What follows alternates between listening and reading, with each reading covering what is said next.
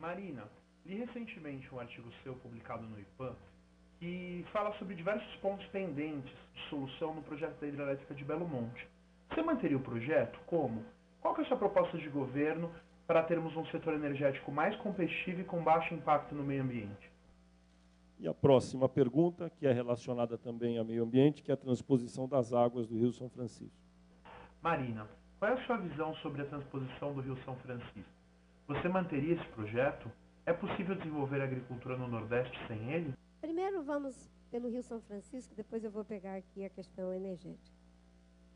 A licença do São Francisco, como eu falei, foi dada durante a minha gestão, no Ministério do Meio Ambiente. Foi uma discussão difícil, polêmica, mas eu contei naquele processo com o apoio de uma pessoa muito importante, que foi do ministro Ciro Gomes, que era o responsável pelo projeto de transposição ou de integração de bacias, como começou a ser chamado. Quando nós chegamos no governo, havia um projeto faraônico que foi apresentado para o presidente Lula. E o projeto parecia que era uma mágica, né? Em que a dona de casa lá, tinha até umas imagens das pessoas carregando água naqueles coité na cabeça, que eu carreguei muito quando era adolescente, do Igarapé para casa, não é? Mas a mulher nordestina no semiárido, com aquele coité na cabeça, carregando água, não é? E, de repente, vinha uma imagem mostrando que na casa dela chegaria uma torneira. E, graças à honestidade do presidente da Agência Nacional de Águas, que assistiu à apresentação, ele falou para mim, no meu ouvido: senadora, a senhora não pode permitir que o presidente Lula acredite nisso, porque isso não é verdade. O atendimento dessa água não é para as populações difusas, porque não tem como, isso é um sistema que seria caríssimo, né? Como é que você consegue, lá na comunidadezinha, lá não é? A mulher, a torneira chegar para ela dar água para suas cabras, coitada, de lavar roupa. Não é verdade. Nós temos que dizer para o presidente que vai atender uma determinada demanda, mas não atende as populações difusas.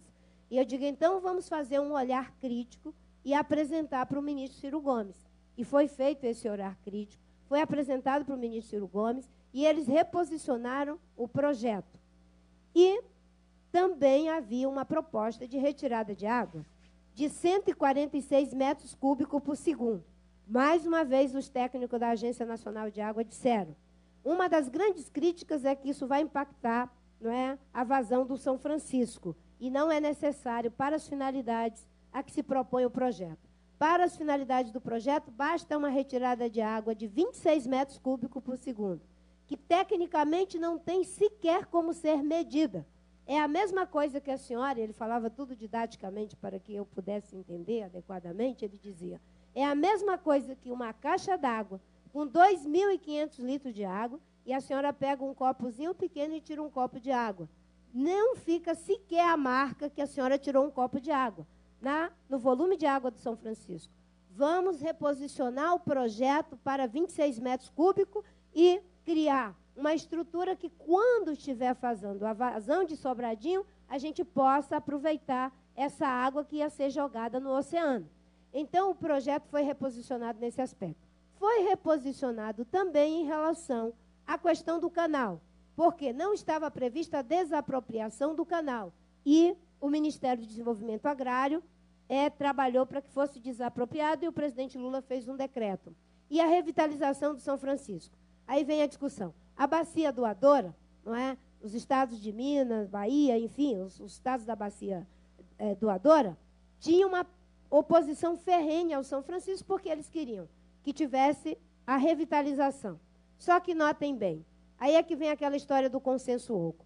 Todo mundo morrendo de amores pelo Rio Velho Chico e o Rio das Velhas, jogando esgoto 100% in natura no Rio das Velhas, que ia parar no Rio São Francisco durante toda uma vida. Foi com o projeto de revitalização que a gente conseguiu sanear todas essa demanda terrível, não é, por tratamento de esgoto no estado de Minas Gerais.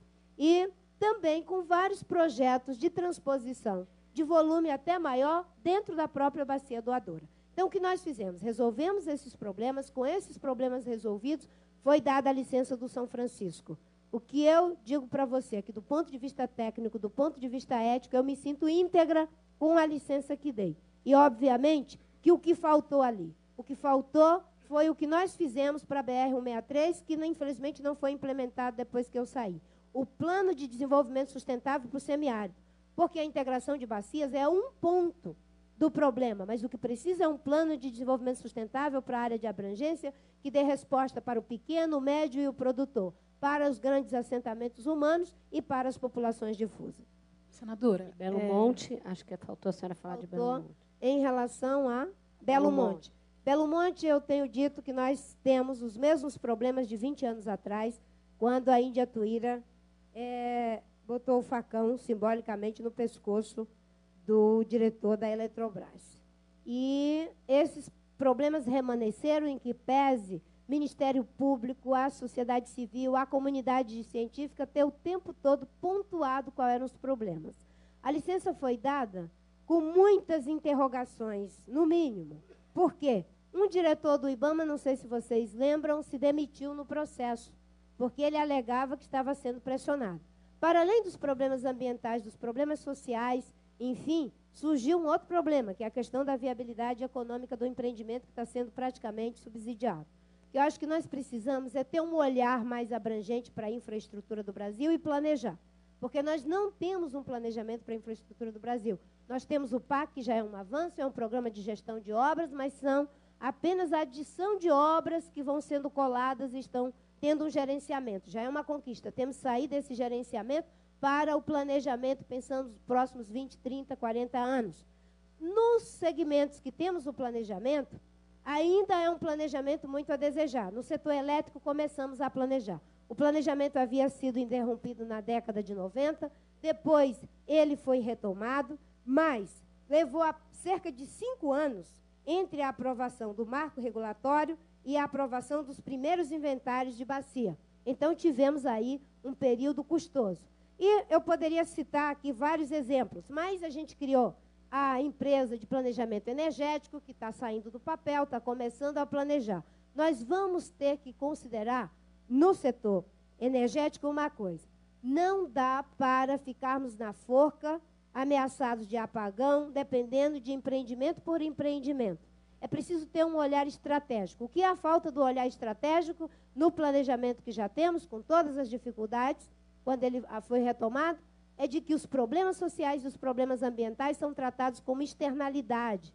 E por serem tratados como externalidades, aí você considera todos os aspectos. Está tudo bonitinho, fecha tudo bonitinho. Só que tem os índios caiapós. É uma externalidade. Não é uma externalidade. É um problema que está dentro do empreendimento. Enquanto não pensarmos que a energia, não é, que a feitura da estrada, que qualquer empreendimento de infraestrutura no Brasil deve integrar critérios de sustentabilidade social e ambiental, nós vamos ficar na berlinda com risco de apagão. Então, o que eu defendia é que fosse suspenso o leilão para que se resolvesse os problemas. O aproveitamento hídrico da Amazônia é importante, 64% dele está na Amazônia, é fundamental, mas nós vamos ter que mudar a visão para poder mudar os processos para poder criar as novas estruturas. E é perfeitamente possível utilizar essa grande fonte de geração de energia no Brasil, desde que se tenha a visão e não se fique colocando em oposição questão social, cultural e ambiental ao desenvolvimento. Quando eu estava no Ministério, quando cheguei, tinha 45 hidrelétricas na Justiça, por essa visão de tratar meio ambiente como externalidade e questão social. Quando eu saí, não tinha nenhuma. Eu saí, não é? E graças a Deus a minha equipe não estava sendo processada. O Roberto Messias saiu do IBAMA, não é? Nos poucos anos que ficou, não sei nem se foi 2 anos, saiu com 17 processos. Por quê? Trata-se as questões sociais e ambientais como externalidades e você não tem como passar uma borracha em cima dos problemas que são objetivos e que precisam ser resolvidos para que a gente tenha energia para que o Brasil possa se desenvolver de acordo com as oportunidades que se colocam no cenário. Crescimento de 6%, temos um crescimento aí de 9% em relação ao ano passado. Precisa sim de energia, mas quem foi que disse que para produzir energia tem que ser em prejuízo dos índios, do meio ambiente, em prejuízo das questões sociais. É perfeitamente possível fazer as duas coisas ao mesmo tempo agora.